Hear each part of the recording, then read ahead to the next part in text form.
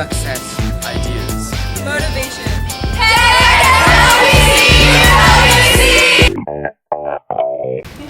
Hello. So, I used to listen to these type of stories when I was a child, so I'm going to tell you one of them now.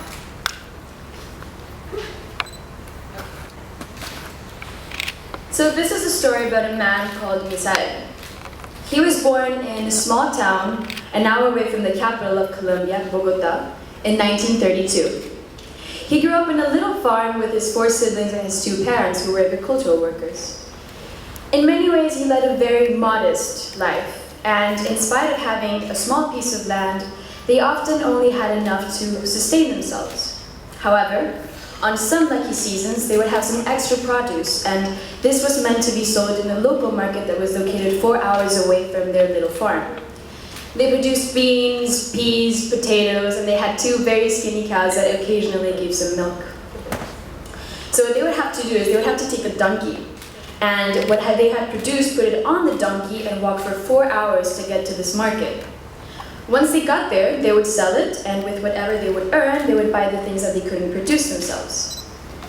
And this was what Misael's childhood basically consisted of: going to a local public school in Colombia and then keeping his parents company when they went to the local market on Mondays. And it was a very constant life overall, until he turned 14, and a shift occurred in his life. His father died. Now, we're talking about a late 1940s Colombian patriarchal society where women were really to never the breadwinners of the family. Therefore, when the man of the house passed away, Misael's mother started struggling very much to provide for her children. And so this is what we could consider the catalyst or the decisive factor that led Misael to drop out of school when he was 14 years old and in 9th grade. Now, let's keep in mind that he was studying in a small school in Colombia, and that was the only sort of formal education he ever got. Now, the reasons behind him dropping out of school were that he wanted to become economically active, he had to provide for his family, for his mother and his siblings, and so he decided to move to a region in Colombia called the Plains. Now, the Plains is a region that is known for being the hub of cattle raising and trade. And so, what started as a 14-year-old's very innocent ambition ended up being a 10-year learning process of unconventional education. So, this region was particularly good for him to move because it was where the biggest and most powerful landowners of Colombia resided. And they were interested in young, cheap workforce that wanted to learn. So he moved and he started working in rice fields, and he learned about agriculture, harvesting seasons, and then he moved to other farms and he learned about cattle training and more about trade. So he lived here for 12 years, more or less, and he would go back and forth between his hometown and the Plains. And in one of those travels, he met a woman, or I should say a girl, that was 10 years younger than him. He was 23, she was 13, and he fell madly in love with her. And so after courting her for 5 years, they finally got married. And so when he turned around 30, he decided that it was the moment to look for better opportunities, to move to the capital. So he takes his wife and his 2 sons, and they moved to Bogota. Now, he was one of many young men that were moving to the capital to seek for better opportunities. Think of it as an actor going to Hollywood. What was the thing that distinguished him amongst all those people that were looking for better opportunities? The fact that he had learned so much throughout his childhood and with his parents, that he was able to actually apply all these things he learned in the city. So he would go door to door, asking people, what do you need? What type of vegetables do you need? Anything, I'll get it for you. And yes, he was selling tomatoes, but he was selling them to you. And he made you think that you were buying the best tomato in the entire universe. And to some extent, you probably were. And that is what I think was the key to his success.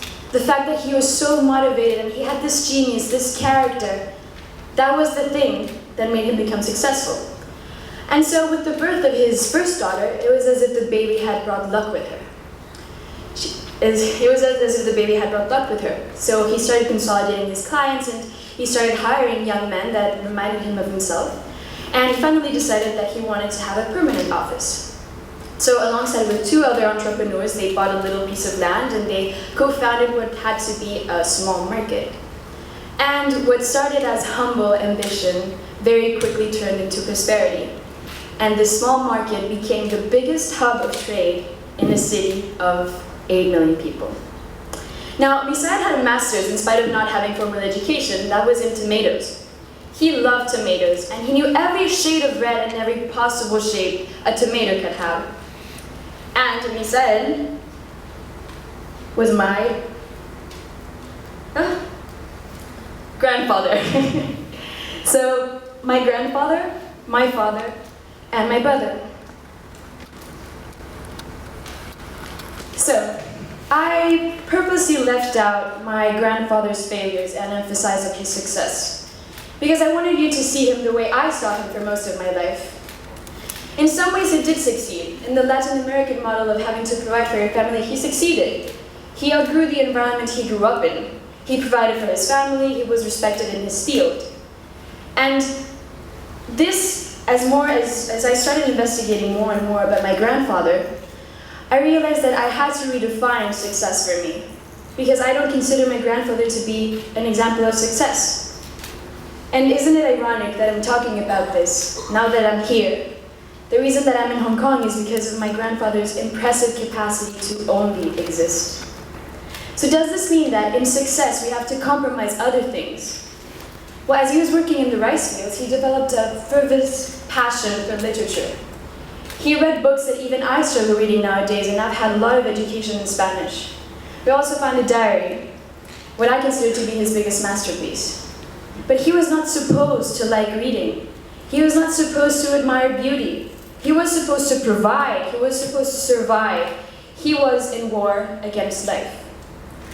And so this led him to become a very resentful man, and this resentment eventually turned into anger.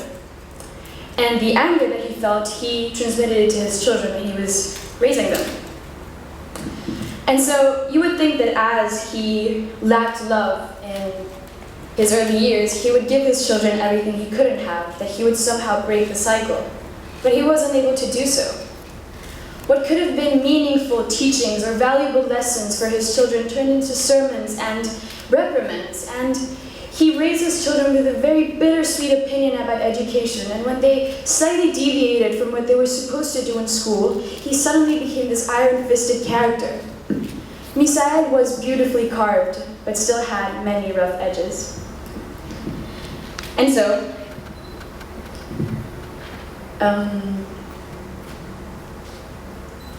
Misael was in a constant roller coaster. He lived a very compressed life.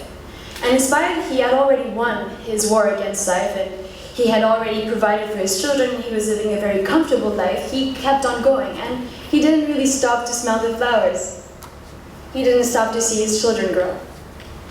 And so I'm not sure if you're familiar with a theory that says that everything we feel is connected to our bodily health, and there's no way of detaching both. So,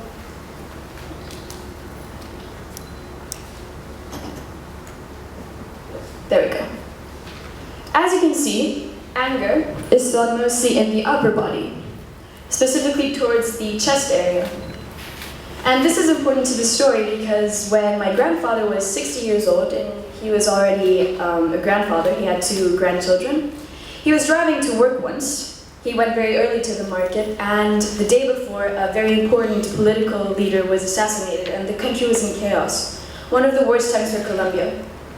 And he was driving, and unfortunately a drunk driver ran into him, and he got in a car accident. Now he survived this car accident, and he was taken immediately to the hospital, but once he got there, and after he fought very hard and everyone thought he was going to make it was cardiac failure, of all things, what killed him.